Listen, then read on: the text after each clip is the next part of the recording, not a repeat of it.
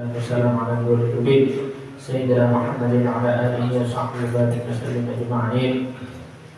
أما بعد فقال سيد الإمام العلامة الحبيب علوي بن أحمد بن الحاج حسن بن الحبيب عبد الله بن عبد الحداد العلوي رحمه الله تعالى ونفعنا به وبعلومه في الدارين آمين إلى أن قال وأخرج ابن ماجه عن ابن عمر قال رأيت النبي صلى الله عليه وسلم يطوف بالكعبة ويقول ما أطيبك وأطيب ريحك ما أعظمك وأعظم حرمتك والذي نفس محمد بيده لحرمة المؤمنين أعظم عند الله منك ماله ودمه وأن يظن به خير. Melanjutkan daripada zikir ke-8 yaitu raditu billahi rabba bil Islam dinna wa bi Muhammadin nabiyya, di mana dalam zikir tersebut merupakan suatu ikrar bagi setiap yang mengucapkan bahwasanya dia adalah seorang yang beriman, orang yang mukmin sejati. Kemudian sebelumnya telah dijelaskan betapa besar nikmat iman jika dimiliki oleh seorang hamba, karena itu merupakan murni pemberian dari Allah Subhanahu wa taala. Kemudian dijelaskan lagi di sini tentang betapa mahalnya keimanan seseorang. Diriwayatkan dari sahabat Abdullah bin Umar, beliau berkata, aku melihat Nabi Muhammad Sallallahu Alaihi Wasallam tawaf di Ka'bah. Lalu beliau bersabda, Rasulullah bersabda, berkata kepada Ka'bahnya, bersabda kepada bangunan Ka'bahnya, ma aqyabaki wa aqyabari'aki, ma a'zamaki wa a'zama hurmataki. Betapa wanginya engkau, betapa semerbaknya engkau, ya, betapa agungnya engkau dan betapa agungnya kemuliaan engkau. Ya, Rasulullah bersabda ngomong sama Ka'bah, ya, bangunan itu dipuji-puji.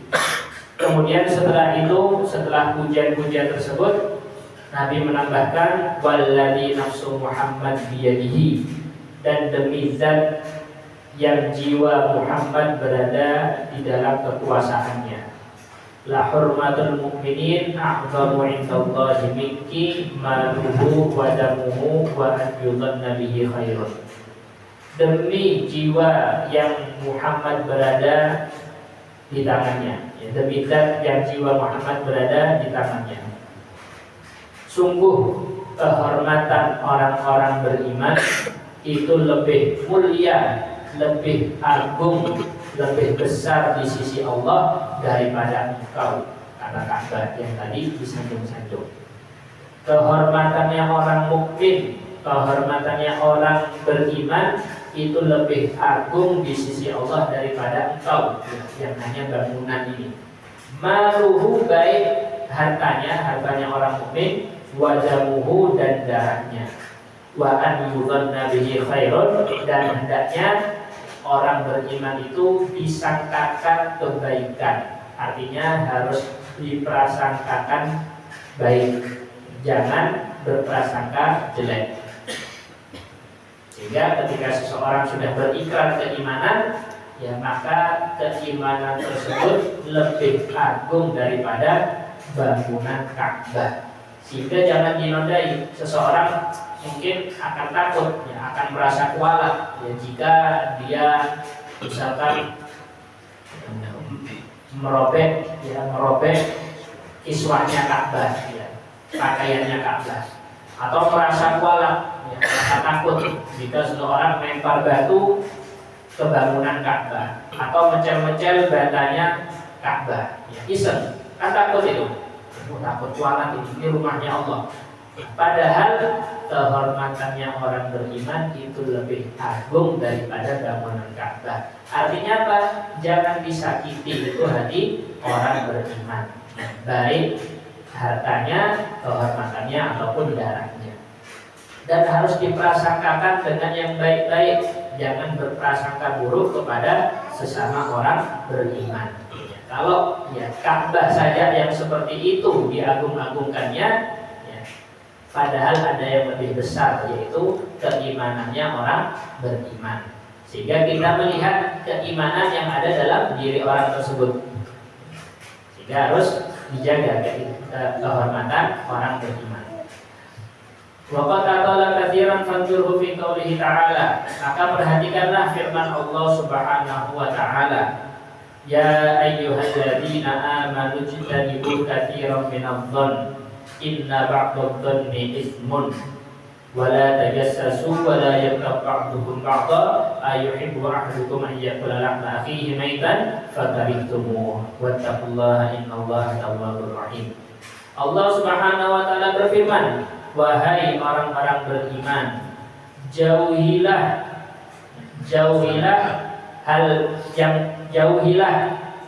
perkara-perkara yang di situ terdapat daripada sangkaan. Jauhilah banyak-banyak daripada berprasangka. Inna ba'dadh-dhanni itsmun, sesungguhnya sebagian prasangka itu adalah dosa. Sebagian prasangka itu adalah dosa. Sebagian prasangka itu adalah dosa. Jika dalam prasangka sebagiannya itu adalah dosa. Apa itu prasangka? Yaitu mengira yang tidak-tidak, padahal belum kejadian. Padahal belum kejadian, akan tapi sudah berpikir yang tidak-tidak. Seseorang itu cukup menghukumi saudara seagamanya dari segi zahirnya. Kelihatannya dia baik, ya sudah kita hukumi baik. Jangan menghukumi sesuatu yang tidak terjadi di dalam dirinya. Itu hanyalah bisikan-bisikan setan saja. Digoda. Inna ba'dadh-dhanni itsmun, sesungguhnya sebagian prasangka itu adalah dosa. Wala tajassasu, dan jangan kalian saling memata-matai. Ngincer. Ini kenapa ini? Wala tajassasu, jangan. Ini kehormatannya orang beriman. Wala tajassasu. Dulu Sayyidina Umar bin Khattab, Sayyidina Umar bin Khattab radhiyallahu anhu ketika menjabat sebagai pemimpinnya orang-orang beriman menggantikan Sayyidina Abu Bakar yang sudah wafat, beliau berkeliling di malam hari, ronda, cari pelaku-pelaku maksiat, cari pelaku-pelaku maksiat, karena beliau merasa bertanggung jawab sebagai pemimpin. Akhirnya melewati satu rumah, yang mana rumah tersebut diduga ada perbuatan perzinahan sama Sayyidina Umar. Akhirnya Sayyidina Umar karena merasa bertanggung jawab dan melihat bahwasanya perzinahan itu merupakan dosa besar, akhirnya Sayyidina Umar melompat ke pagar rumah tersebut dan melihat dari atap jendela.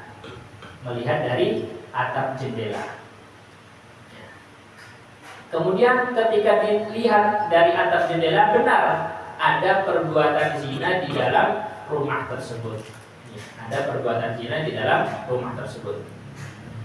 Akhirnya melihat Sayyidina Umar, yang kita ketahui bahwasanya Sayyidina Umar sangat tegas dalam urusan agama. Para pelaku perbuatan dosa besar ini kaget melihat Sayyidina Umar ngintip di jendela. Akhirnya karena merasa kaget, karena takut dihukum, orang tersebut mengatakan, wahai Umar, apa yang kamu lakukan itu tidak pantas. Yang ditegur Sayyidina Umar, yang kamu lakukan itu tidak pantas, melanggar. Bukankah Allah berfirman? Jadi yang zina ini pintar dalil. Ya ayyuhalladzina amanu ijtanibu katsiran minadh-dhanni inna ba'dadh-dhanni itsmun wa la tajassasu. Allah berfirman wa la tajassasu, jangan memata-matai. Allah berfirman seperti itu. Ya, jangan ngintip-ngintip, ya, memata-matai. Ya. Ditegur Sayyidina Umar. Ya. Kamu tidak boleh. Bukan hanya itu saja, engkau melewati pagar tanpa izin pemiliknya. Itu sudah dosa 2 kali. Kemudian engkau masuk ke rumah tanpa seizin pemiliknya. Itu sudah 3 kali wahai Umar. Ditegur sama orang yang berbuat dosa itu. Ya. Sayyidina Umar ya, kemudian berkata, engkau benar. Ya, engkau benar. Ya, dari ini aku taubat kepada Allah Subhanahu wa Ta'ala untuk tidak melakukan hal tersebut, ya, tidak mengintai, tidak mencari-cari kesalahan orang lain, ya, tidak mencari kesalahan orang lain. Dan pelaku perzinahan pun dia bertaubat. Ya, kenapa bertaubat? Karena melihat ya sikap dari Sayyidina Umar. Melihat dan sikap dari Sayyidina Umar, sehingga kedua-duanya mendapatkan manfaat daripada sikap-sikap mereka. Dan cerita dari Sayyidina Wala tajassasu, ini sudah dipastikan ini berbuat dosa, sudah dipastikan. Tapi wala tajassasu, ya, jangan membongkar keburukan seseorang, jangan membongkar aib seseorang, apalagi sengaja diincar. Mau kemana ya? Ini apa yang dilakukan? Nah, ini tidak boleh. Wala tajassasu. Kita mengambil pelajaran dari kisah tadi dari Sayyidina Umar. Jangan ya wala tajassasu. Ya wala tajassasu. Bahkan Sayyidina Al-Habib Abdullah Al-Haddad yang mengarang Ratib ini berkata, andai kata aku melihat ya, seseorang berzina ya, di hadapanku, dan aku lihat dengan mata kepalaku dia berzina. Ya, dia berzina. Kemudian dia berpaling dariku, pergi. Lalu bertemu kembali kepadaku. Ya, bertemu kembali kepadaku setelah dia pergi. Niscaya aku akan berprasangka bahwasanya dia ini adalah orang soleh. Kenapa? Karena ada waktu jarak ketika dia berpaling dariku, mungkin saja dia bertaubat kepada Allah dari perbuatan zinanya. Mungkin saja ketika dia berpaling dariku, dia bertaubat, yang menangis kepada Allah dengan perbuatan maksiatnya, kemudian bertemu denganku lagi. Aku yakin dia adalah orang yang hebat, orang soleh, orang yang bertaubat kepada Allah Subhanahu wa Ta'ala. Andai kata aku melihat orang berzina di depan mata kepalaku, kemudian dia pergi dan ketemu aku lagi, ya, aku akan berprasangka bahwasanya dia adalah orang yang soleh.